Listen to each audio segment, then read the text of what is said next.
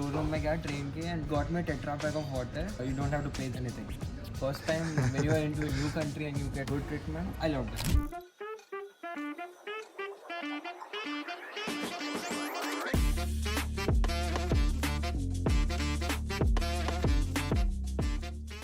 और एक चीज़ like the things जो इंडिया में बहुत चीप है यहाँ पे बहुत सुपर एक्सपेंसिव है. अभी एग्जांपल दूँ, मेरा चाबी टूट गया था घर का खोलते टाइम.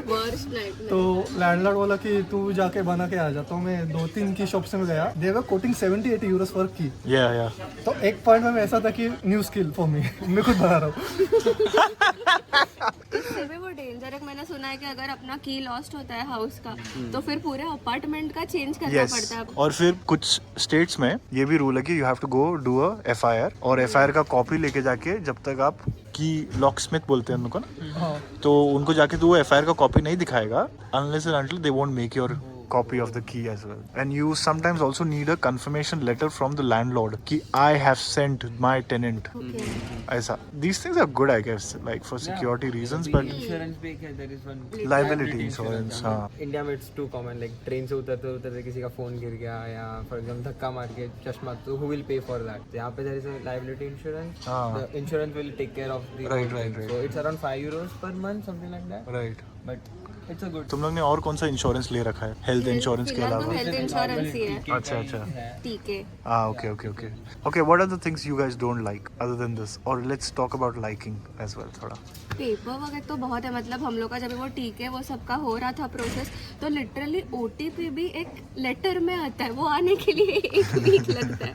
मतलब OTP आप भेज दो ना मोबाइल पे, कितना ही टाइम लगता है. But for that also we get a letter. तो उसके लिए रुको, फिर वापस वो एक्टिवेट होने के बाद उसका एक्टिवेशन के लेटर के लिए रुको. तो बहुत बड़ा प्रोसेस Maybe वो है. डेटा प्राइवेसी लॉज है हाँ. काफी स्ट्रिक्ट है यहाँ पे. GDPR बहुत स्ट्रॉन्ग है इसीलिए. आई मीन जर्मन नंबर पे आई डोंट थिंक मुझे एक भी बार स्पैम कॉल मैसेज आया है 6 महीने में. इंडियन नंबर पे अभी भी आते हैं. जर्मन नंबर पे सर स्कीम में इतना है क्रेडिट कार्ड. ये है. हाँ. Okay, what else do you guys like? Silence. Silence, yeah, like I can. There's no honking. There's very less honking. I love that. I really love that. Clean environment weather. मतलब उधर के मुंबई के comparison में देखें pollution ही नहीं है. मतलब ऐसा फील होता है कि अंदर तक ऐसे सांस जा रहे हैं. लंग्स यहाँ के फंक्शन हो रहे हैं. सो दैट इज रियली, मतलब वो एक मेन रीजन है कि हेल्थ बहुत अच्छा रहता है यहाँ पे. एक्चुअली में. हाँ. और क्या अच्छा लगता है? लोगों का ड्राइविंग यहाँ पे. हम लोग मुंबई से रोड क्रॉस करना पड़ता है, 4 बार लेफ्ट राइट देखना पड़ता है.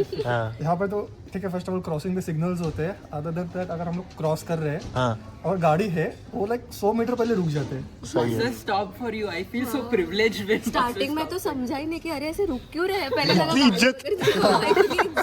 लाइक स्टार्टिंग में आया तो मैं देखा तो कुछ मेरा गिरा वगैरह है क्या, वो बता रहे हैं मुझे. Right. Okay. Some people like मेरा first journey, like I landed, like I got my flight from Delhi to Frankfurt.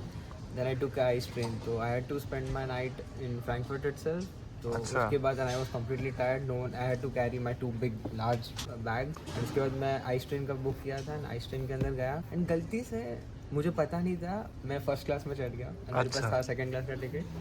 And the ticket checker he came and I just asked him कि is this ticket valid? So he just saw, and मुझे तभी पता नहीं था तभी भी कि first class है कि सेकंड क्लास है.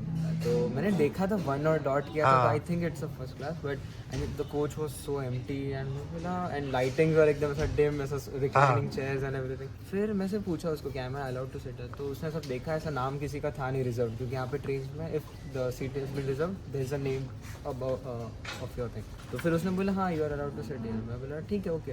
बाद में मेरे को पता चला कि वो फर्स्ट क्लास था. एंड फिर उसने फिर भी मेरा लाइक पूरे जर्नी में कुछ ऐसा अलग से ऐसा उठाया नहीं, but he said you can enjoy the journey, it's fine.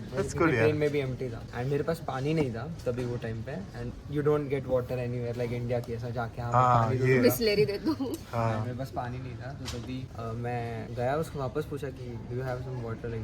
तो उसने बोला कि don't drink the washroom water और टॉयलेट. मैं बोला I was not planning to, but it's common, like you can tap water पीते रहते हैं इधर you लोग. can directly drink the tap water. But उसने फिर स्टोर रूम में गया ट्रेन के एंड वहाँ से ही open and he got me tetra pack of water.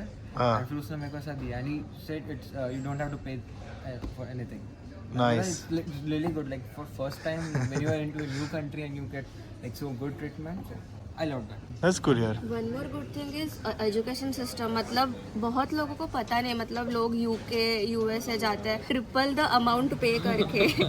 तभी हम लोग जब बोलते हैं अभी even though we are in private university, but फिर भी हमारा जो खर्चा है इट इज सिग्निफिकेंटली लेस. अगर हम लोग ये यूएस या यूके जाते हैं तो बहुत खर्चा होता है. बट एंड अगेन ऐसा नहीं है कि खर्चा कम है तो सिखाते कैसे रहेंगे. The teaching is really good over here. So script मतलब अभी हम लोग तो देख रहे थे, हम लोग का जो स्क्रिप्ट है ISM का, और मेरा एक फ्रेंड है IIM में, हम लोग का स्क्रिप्ट सिमिलर है, कुछ फर्क नहीं है. अच्छा, wow. So that is also good. मतलब प्रोफेसर वगैरह सब PhD लेवल के रहते हैं तो अच्छा सिखाते हैं. I would love to not directly contradict, but there is something like maybe it's a effect that it's a TU or something, but you need to know that if you are into a prototyping a product or something, it is going to take significantly a very long time than what it gets done in India. Like you could get your product done maybe in 3 months or so, collaborate with everyone, but here properly you have to start with the papers, you have to do the research, you have to do it, and before you see anything tangible it's going to be easily 8 to 10 months. And you're talking about this in your university, in TU. Yeah, like we are from robotics. So I personally am completely that prototyper that go into it, and when you work, study it and make it.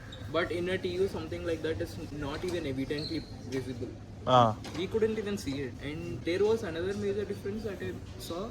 It is like you would expect that if you are more in a hands-on university, the courses you would be studying would be more experience oriented, and the credits you get is also more directly utilizable, but it is not always in effect. Like I've seen enough courses that are properly just there to fill the credits and somehow.